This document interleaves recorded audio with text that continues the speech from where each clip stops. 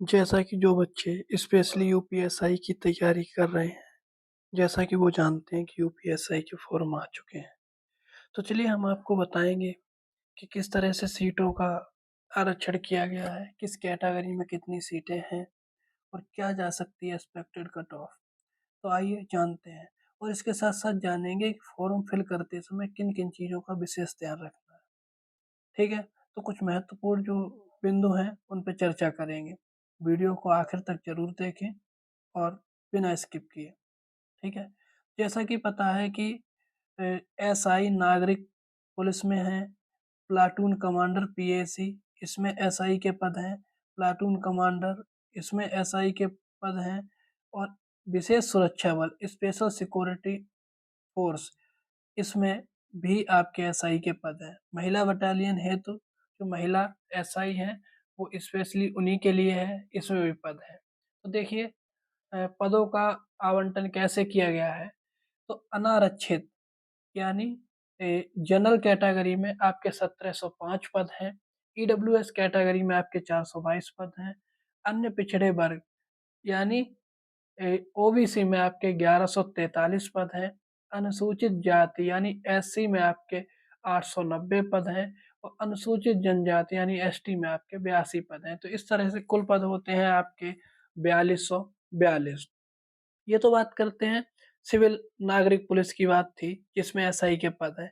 अब बात करते हैं प्लाटून कमांडर जो पीएसी है उसमें एसआई के जो पद हैं वो ये केवल पुरुष अभ्यर्थियों के लिए हैं। ठीक है, तो इसमें जनरल कैटेगरी के लिए आपके 56 यानी 56 पद हैं, ईडब्ल्यूएस कैटेगरी के लिए 13 पद हैं, अन्य पिछड़ा वर्ग यानी ओबीसी के लिए 36 पद हैं, अनुसूचित जाति यानी एससी के लिए 28 पद हैं और अनुसूचित जनजाति यानी एसटी के लिए आपके 2 पद हैं। इस तरह से कुल पद होते हैं आपके 135। अब प्लाटून कमांडर और उप निरीक्षक यानी प्लाटून कमांडर में जो एसआई है उसके साथ साथ एसएसएफ में जो एसआई है उनके लिए केवल पुरुष अभ्यर्थियों के लिए जो पद है वो जनरल में 25 है, ईडब्ल्यूएस में आपके 6 हैं, अन्य पिछड़ा वर्ग यानी ओबीसी में आपके 16 हैं और एससी में आपके 12 हैं और अनुसूचित जनजाति में आपका 1 पद है। टोटल 60 वैकेंसी जो है वो प्लाटून कमांडर और विशेष सुरक्षा बल यानी एसएसएफ के एसआई में है। और महिला बटालियन के लिए सिर्फ महिलाओं के लिए जो एसआई की वैकेंसी है तो उसमें बात करते हैं कि कुल पद आपके 106 हैं, जनरल के 47, ईडब्ल्यूएस के 10, ओबीसी के 27, एससी के 21 और एसटी के आपके 1 पद है। ठीक है, तो जो ऑनलाइन आवेदन करने की तिथि आपकी 12 अगस्त से शुरू हुआ है और ये 11 सितंबर तक आपके ऑनलाइन होंगे और आपको फीस जमा करने के लिए भी अंतिम जो तिथि है वो 11 सितंबर ही है। ठीक है, अच्छा अब महत्वपूर्ण बिंदुओं पर चर्चा करते हैं। ठीक है, तो आवेदन शुल्क जैसा कि आपको पता होगा, यदि आप सामान्य ईडब्ल्यूएस या ओबीसी कैटेगरी से हैं तो आपको 500 रुपये पे करने होंगे, जबकि अगर आप एससी या एसटी या अन्य पिछड़े वर्गों से हैं तो आपको 400 रुपये पे करना होगा। ठीक है, राष्ट्रीयता ये तो आप सब जानते ही हैं। आगे बात करते हैं शैक्षिक अर्हता। ठीक है, तो आपके क्वालिटी एजुकेशन क्वालिटीज आपकी क्या होनी चाहिए, तो किसी भी विश्वविद्यालय से आपकी बैचलर डिग्री होनी चाहिए या उसके समकक्ष कोई अर्हता हो, यानी बीए बीएससी बीकॉम बीटेक कोई भी डिग्री आपको एलिजिबल होगी, यानी बैचलर डिग्री आपकी कोई भी होनी चाहिए। ठीक है, आगे बात करते हैं। आगे बात करते हैं एज।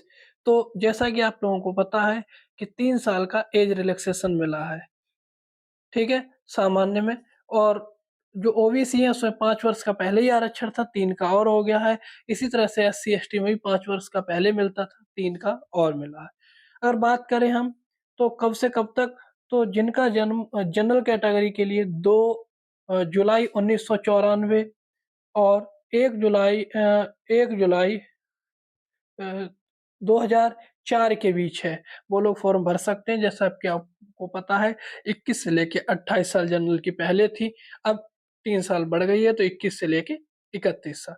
ओबीसी की बात करें तो 2 जुलाई 1989 से 1 जुलाई 2004 के बीच होनी चाहिए। इसी तरह से एसटी की बात करें, 2 जुलाई 1989 से 1 जुलाई 2004 के बीच में इनकी आयु होनी चाहिए। आगे बात करते हैं।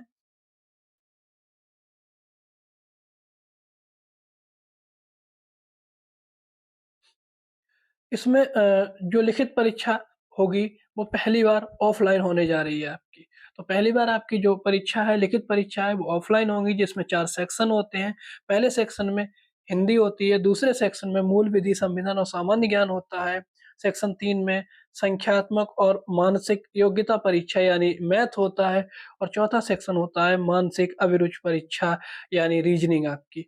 प्रत्येक सेक्शन 40-40 प्रश्नों का होता है, और प्रत्येक सेक्शन के लिए जो अंक निर्धारित किए गए हैं वो 100-100 अंक होते हैं। अर्थात टोटल आपका जो पेपर है वो 400 नंबर का होता है। ठीक है?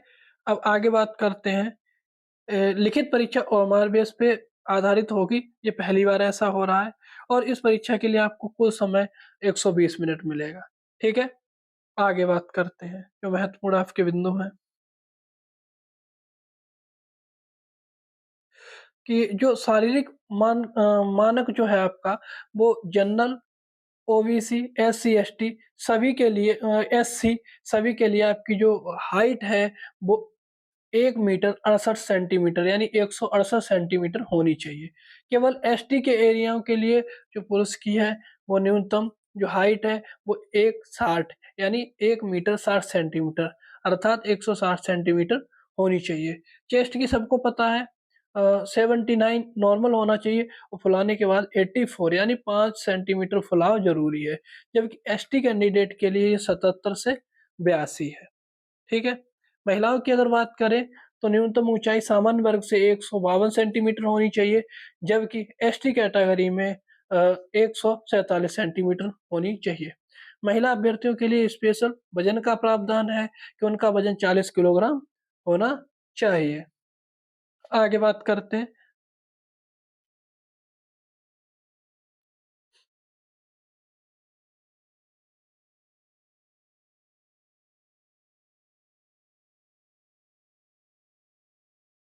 ऑनलाइन आवेदन की प्रक्रिया, ये कैसे करेंगे? सबसे पहले ये जानने के लिए अ, अच्छे से समझें कि सबसे पहले जो उत्तर प्रदेश भर्ती बोर्ड ने ओटीआर प्रक्रिया शुरू की है, तो सबसे पहले आपको वन टाइम रजिस्ट्रेशन ओटीआर करना होगा, और ओटीआर करने के बाद आधार से उसे वेरीफाई करने के बाद आपको जीमेल और जो आपने पासवर्ड क्रिएट किया है, उस पासवर्ड और जीमेल से आप अपनी आईडी को खोल सकते हैं, और जिसमें जाके आप ऑनलाइन कर सकेंगे। तो सबसे पहले आपको ओटीआर करना ज़रूरी है, तब ये फॉर्म आप फिल कर पाएँगे। आगे बात करते हैं, ये ऑनलाइन ओटीआर के बाद में जो प्रक्रिया है उसमें क्या होगा, लॉगिन आईडी से आप लॉगिन करने के बाद में आधार या डिजी लॉकर किसी से भी आप लॉगिन कर सकते हैं।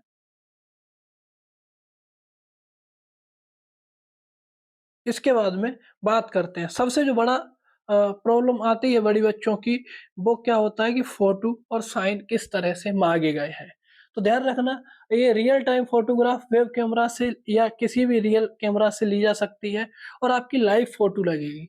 तो सबसे पहले इस चीज़ को ध्यान रखिएगा कि फ़ोटो आपकी कैसी लगेगी, लाइव फ़ोटो लगेगी। तो कृपया लाइव फ़ोटो अच्छे से रखें, मुँह को कवर नहीं होना चाहिए, इसमें सीधा-सीधा लिखा है कि मुँह पर कोई फेस मास्क नहीं होना चाहिए, बाल आपके फेस पे नहीं होनी चाहिए, ये आइज़ आपकी ओपन होनी चाहिए अच्छे से। चश्मा अगर आप लगाते हैं तो या तो आइज़ पूरी दिखनी चाहिए, या आप चश्मा उतार भी सकते हैं। तो फ़ोटो का जो प्रावधान है वो काफ़ी अच्छे से समझना होगा, और बहुत अच्छे से फ़ोटो होना चाहिए, जिससे बाद में कोई प्रॉब्लम ना हो। ठीक है? फ़ोटो ब्लर नहीं होनी चाहिए यानी धुंधली नहीं होनी चाहिए, इन सब चीज़ों का ज़िक्र किया गया है। अब आगे बात करते हैं हस्ताक्षर के। तो इसमें सबसे बड़ा जो रोल है, इसमें सीधा-सीधा लिखा है, आवेदक को सफ़ेद कागज़ पर काले स्याही वाले पेन से 50 एमएम इंटू 20 एमएम आकार के बॉल बॉक्स के अंदर हस्ताक्षर करना होगा। यानी सीधा-सीधा उसने लिखा है कि सफ़ेद कागज़ पर ब्लैक पेन से आपको साइन करने हैं। कैसे पेन से? ब्लैक पेन से आपको साइन करने हैं।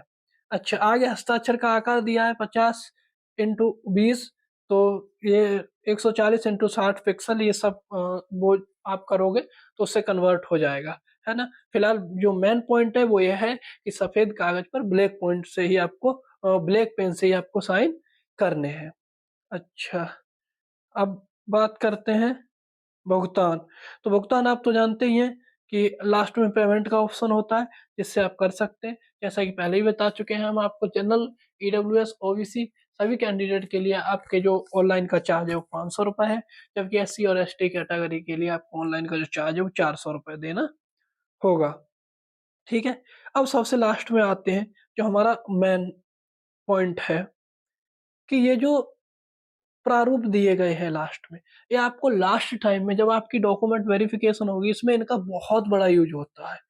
तो जो अनुसूचित जाति या अनुसूचित जनजाति के लिए है जात प्रमाण पत्र, तो ये आपको फिल करना होगा।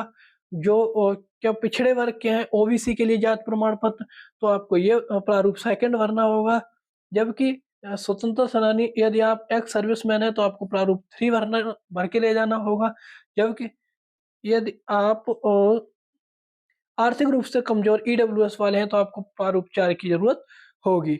और अगर प्रॉपर सेकंड अगर ईडब्ल्यूएस में आप हैं तो आपको जो सेल्फ डिक्लेरेशन है, स्वयं घोषणा पत्र है, उसके साथ-साथ आपको ये भी भरना होगा। प्रारूप 5 है जो राज्याधीन सेवाओं में कार्यरत कर्मचारी हैं, उनके लिए। तो ये थी अब तक की जानकारी। आई होप सब कुछ अच्छे से आपने समझा होगा और जाना होगा। जो स्पेशल ऑनलाइन वाले हैं, इसमें ऑनलाइन करते समय जिन बातों का ध्यान रखना है, उसमें सबसे मेन बात यह है कि आप फोटो जो लाइव लगेगा आपका, उस फोटो में फेस कवर नहीं होना चाहिए, फेस पे बाल नहीं होने चाहिए, आईज क्लोज नहीं होनी चाहिए आपकी, या फिर आप अगर चश्मा लगाते हैं तो या तो चश्मा के अंदर क्लीन आईज दिखनी चाहिए, नहीं तो आप चश्मा उतार सकते हैं। ठीक है, साइन के लिए जो स्पेशल बताया गया है, वो साइन आप सफेद कागज पर ब्लैक पेन से ही आपको करने हैं। अब आप बात करते हैं एक्सपेक्टेड कट ऑफ की। तो देखिए, अभी तक जो हुआ वो नहीं कहा जा सकता, लेकिन इस बार कट ऑफ जाने के अच्छे खासे चांस हैं, इसीलिए अच्छे से मेहनत करते रहें। उम्मीद है ये वीडियो आपको अच्छी लगी होगी। अच्छी लगी हो तो सब्सक्राइब करें और लाइक करें। चैनल को सब्सक्राइब करना ना भूलें। Okay, thank you.